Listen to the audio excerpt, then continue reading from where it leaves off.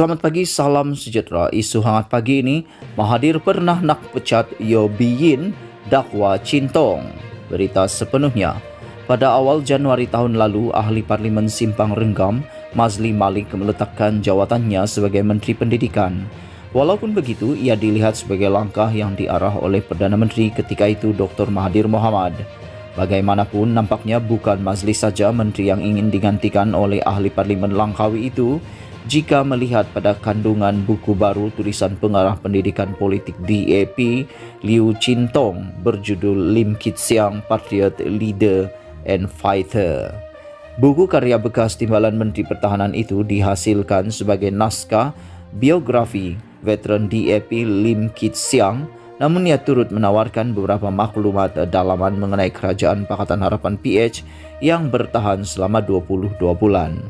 Pada 15 Ogos 2019, Lembaga Perlesenan Tenaga Atom AELB mengumumkan syarat baru dan signifikan untuk syarikat Lynas Malaysia Lynas mendapat lesen daripada kerajaan. Untuk rekod, AELB merupakan agensi yang berada di bawah tanggungjawab Kementerian Tenaga Sains Teknologi Alam Sekitar dan Perubahan Iklim. Ketika itu, ia diketuai oleh ahli Parlimen Bakri, Yeo Bee Yin. Antara syarat yang ditetapkan AELB ialah Lynas mesti memindahkan kemudahan cracking and leaching ke Australia dalam tempoh 4 tahun.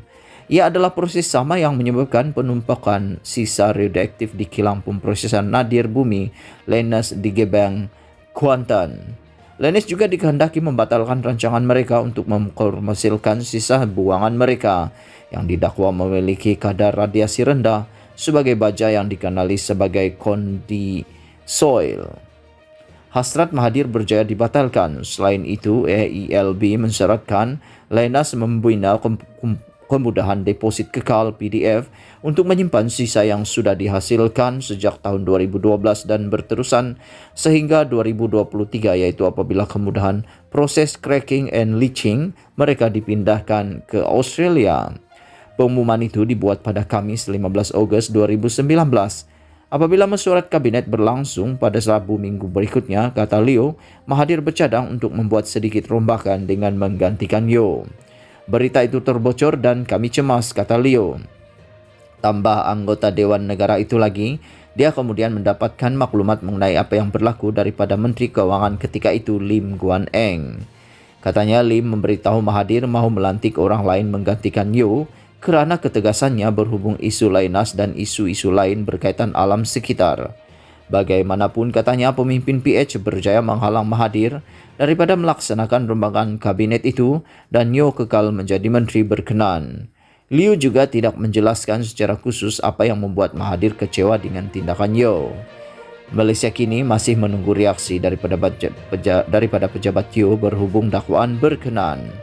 Lebih 2 bulan selepas kejadian itu, Mahathir bertemu dengan Perdana Menteri Australia Scott Morrison semasa kedua-dua mereka menghadiri sidang kemuncak ASEAN ke-35 di Bangkok, Thailand. Menurut Mahathir, dalam pertemuan berkenaan, Morrison meluangkan banyak masa untuk meminta agar syarat-syarat yang ditetapkan Malaysia ke atas Lynas dibatalkan. Syarat itu akhirnya dikekalkan, tetapi kerajaan masih belum dapat menutup sepenuhnya kemudahan Lynas di Kuantan. Liu mengakui gerakan membental Lynas oleh DAP sejak 2012 mewujudkan penyokong tegar parti itu yang mengharapkan kilang berkenan ditutup segera. Untuk rekod, sama ada Lynas ditutup atau tidak, sisa radioaktif yang terkumpul di Gebang, Kuantan sejak 2012 tetap masih harus diuruskan. Februari lalu, Malaysia kini melaporkan Lynas bercadang untuk menyimpan sisa buangan mereka di kawasan tadahan air di Bukit Ketam, Kuantan, walaupun pada awalnya Syarikat Terbabit menafikan ia adalah kawasan tadahan air. PDF adalah sebahagian daripada kemudahan pembuangan sampah bersepadu yang lebih luas yang mempunyai pembabitan kerabat di Raja Pahang. Pemangku Raja Pahang Tengku Hasnal Ibrahim Alamsyah melepaskan pegangan saham langsungnya dalam projek itu berikutan laporan Malaysia kini. Sekian isu hangat pagi ini. Jangan lupa tekan butang subscribe dan kita jumpa lagi. Bye-bye.